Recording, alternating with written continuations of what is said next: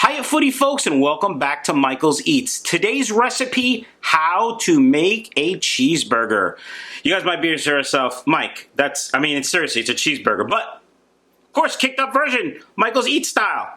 So, do me a favor, if you haven't done so already, go ahead and hit that subscribe button. I really appreciate it. And then, stand by after getting a snack and a beverage, and let's make a Michael's Eats style cheeseburger. Alright foodie folks, here are the ingredients. Ground beef. Now this is 85-15, which means 15% fat. You could go 80-20. I wouldn't go any under that. I think that would be too fatty. And you definitely don't want to go any less fat because it'll produce a dry burger. This is about 3/4 of a pound. It's what the smallest size the grocery store had.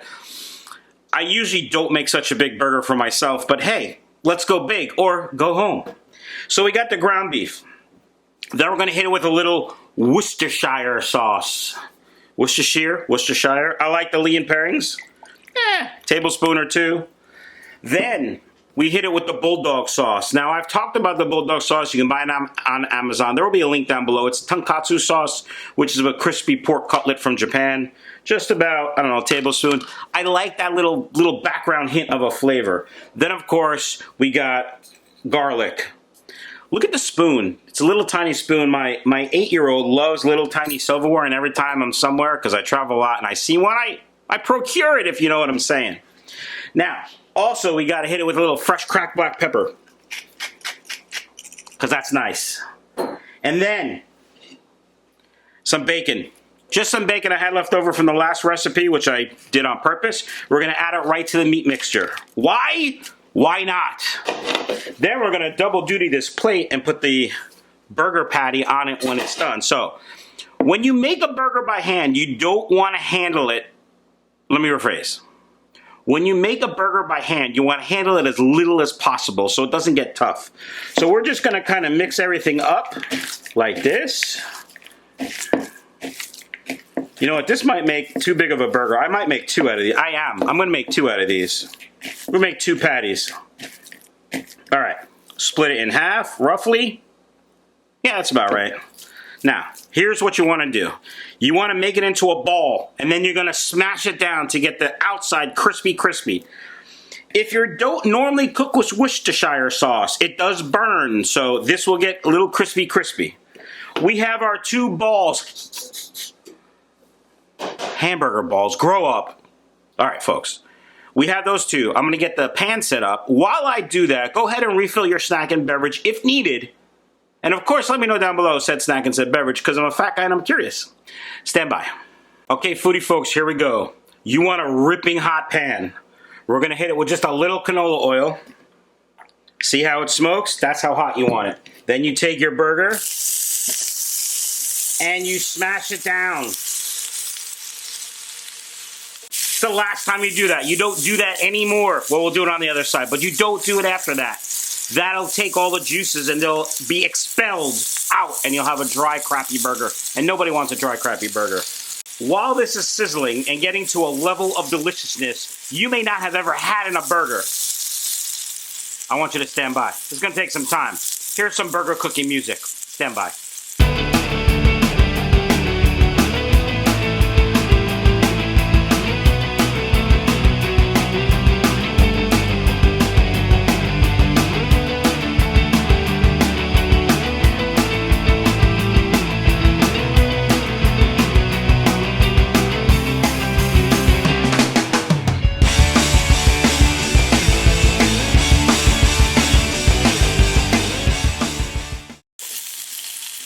Alright, foodie folks, here we go. We're going to flip it.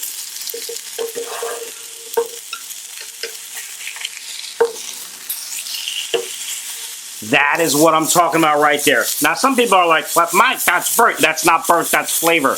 Color is flavor. We're going to press it down a little bit. Now, you should cook commercially purchased ground beef to 160. Which is just about well done. I don't do that. I don't do that. So let's take a look at our burger. We got our fancy thermo pen. I'll put a link down below as well.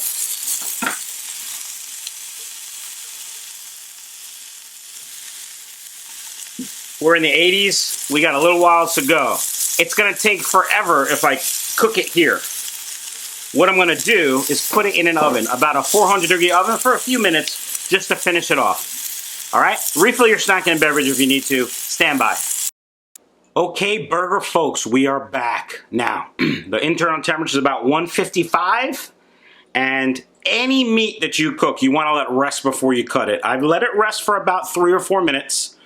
By the time I get done talking to you and showing you some stuff, it'll rest for probably between 5 and 8 minutes, which is about what you want. You don't want it to get cold, obviously. So clearly I threw a slice of American cheese on there. Why? Because that's what I like. You can put anything you want on it.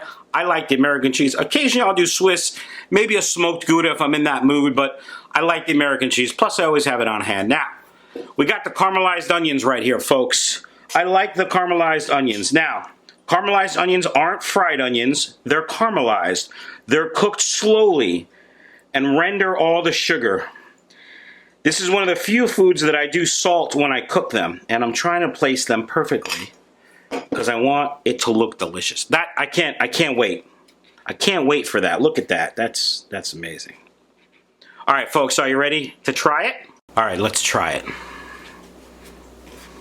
It's gonna be juicy. Here we go. You ready?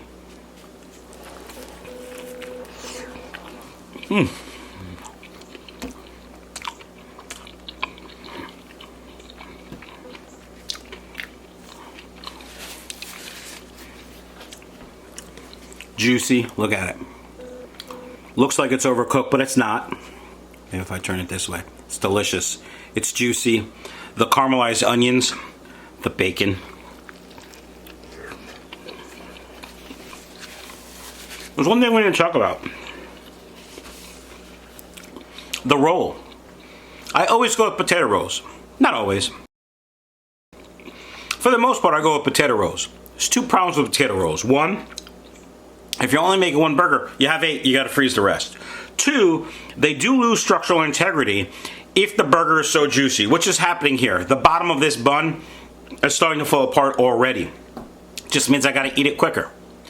Anyway, foodie folks, that's it for the Michael's Eats Kicked Up Burger. Some Worcestershire sauce.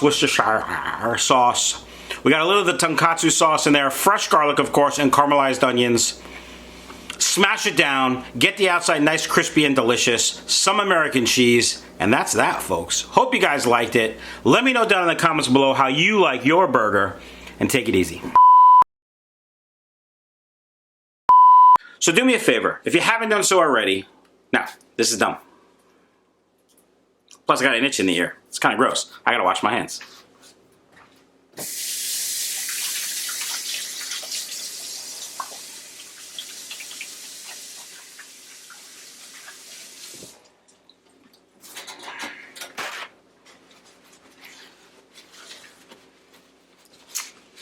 Around food, you gotta keep clean. It's all about the cleanliness. Actually, it's all about the bacon, but. Take 2. Hiya, foodie folks, and welcome back. It's not the coronavirus, I swear. Gotta go wash the hands again.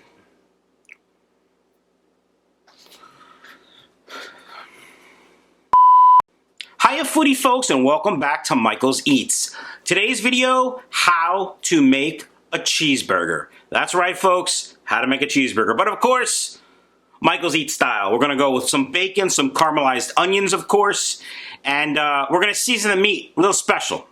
So, here we go, folks. That was dumb, because no. Letting the pan heat up. So, you want a ripping hot pan for this? I'm not sure my burner can get it as hot as I want it, so I got it heating up on the stove, on the hot burner. Ripping hot, smoking hot. I'm fine. Hot. That's how hot you want it. It made me cough. That's a blooper. Dryer's done.